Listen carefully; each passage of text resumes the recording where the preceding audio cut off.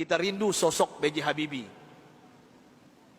B.J. Habibie adalah presiden ketiga yang diakui, tapi beliau dilengsarkan karena kejujurannya. Beliau dilengsarkan karena beliau berjuang untuk bagaimana tidak ada korupsi. B.J. Habibie adalah orang soleh yang kita tahu dalam sejarah, orang hebat, diakui di dunia walaupun di Indonesia disepelekan. Apa yang beliau lakukan walaupun beliau sudah tiada, meninggal dunia? Indah kisahnya, dan saya pun terinspirasi dengan beliau yang hebat ini. Beliau orang kampung dari Makassar, Parepare, suatu ibu kota hari ini, Parepare. Saya pernah diundang ke sana oleh wali kotanya. Saya lihat patungnya Habibie dan Ainun, dan ternyata beliau orang kampung, orang biasa, orang sederhana. Allah berikan kecerdasan di otaknya. Kenapa? Kita merindukan sosok pemimpin pejabat seperti beliau, yang tidak durhaka kepada orang tuanya, memuliakan orang tuanya, tidak pencitraan belaka. Dan hebatnya lagi ketika beliau ke ITB meloncat kuliahnya. Dan hebatnya lagi ketika beliau melanjutkan studinya ke Jerman. Disinilah saya pribadi mendapatkan inspirasi. Pesawat terbang, Bapak Ibu, yang kita naik itu di ketinggian tertentu, kalau nggak pas bikinnya bisa retak, Pak. Pesawat itu bisa retak. Siapa yang bisa menyelesaikan itu? B.J. Habibie, Pak. Di dunia yang bisa menyelesaikannya B.J. Habibie. Sampai beliau digelari oleh teman-temannya di Jerman apa? Mr. Crack, Mr. Retak.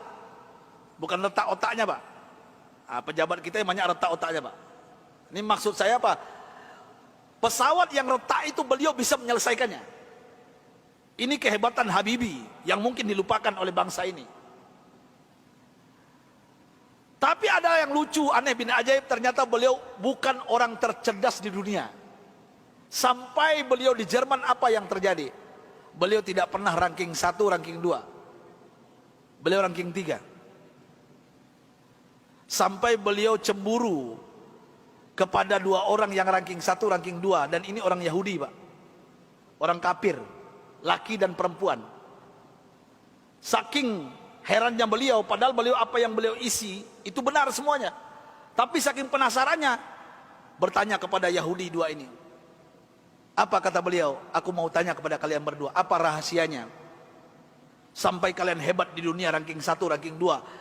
Saya kenapa tetap ranking 3? Apa jawaban Yahudi 2 ini, laki dan perempuan ini? Oh, Rudi. Beliau dipanggil Rudi, bukan Habibie. Ya, Baharudin Yusuf Habibie. Rudi, this is our secret. Ini rahasia kami. Nggak mungkin kami kasih tahu. Besok beliau tanya lagi, apa rahasianya? Besok tanya lagi. Berhari-hari beliau bertanya. Akhirnya bosan Yahudi 2 ini. Sampai Yahudi ini mengatakan, Bapak Ibu, rahasianya. Come here, Rudi. Sini Rudi, kami mau mengatakan kepada engkau, tahukah engkau rahasia? Kenapa kami cerdas? Kenapa kami ranking 1, ranking 2 hebat? Apa jawabannya? Ini yang membuat B.J. Habibie malu dan meneteskan air mata.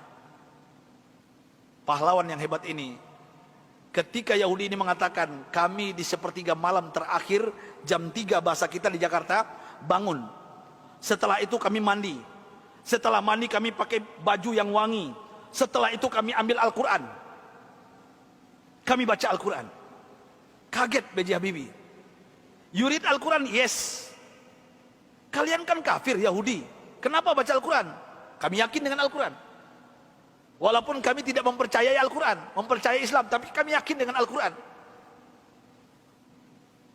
Heran B.J. Habibie, orang kafir Yahudi yang juara 1, juara 2 di Jerman ini, setiap jam 3 pagi mandi, pakai minyak wangi, baca Quran.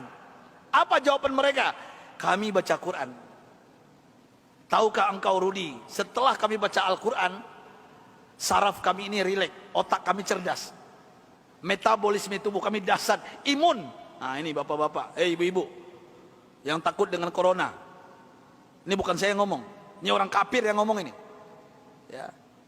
Imunitas kami naik tinggi. Kenapa? Al-Quran. Al-Quran kami baca. Sampai B.J. Habibie nggak yakin, nggak percaya. Apa kata Yahudi berdua ini Bapak Ibu? Kalau kalian nggak yakin, silakan. Surah apa? Kami baca. Ternyata Yahudi berdua ini hafal Quran, Pak. Apa saat itu jawaban B.J. Habibie? Thank you very much, my brother, my sister. Beliau pulang ke kosannya, ke kontrakannya. Sampai di kosan di kontrakan, beliau sujud menangis. Rasanya tertampar wajah beliau. Malu beliau, padahal beliau beragama Islam. Orang kafir. Jam 3 bangun mandi, baca Quran. Mulai saat itu bapak-bapak dan ibu-ibu, saya ingin berbicara pahlawan satu ini, orang hebat ini.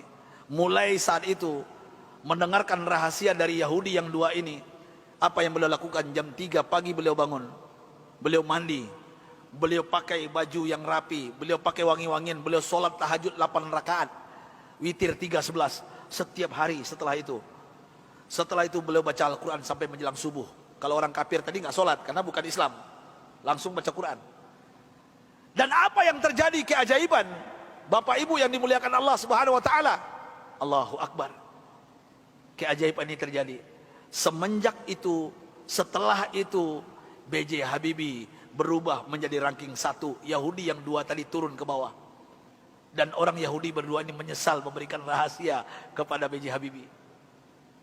Artinya apa? Kalau ingin merdeka kita di Indonesia, jangan tinggalkan Al-Quran. Kalau ingin sukses anak-anak kita, bapak, ibu, cucu kita, sampaikan kepada mereka Al-Quran adalah obatnya.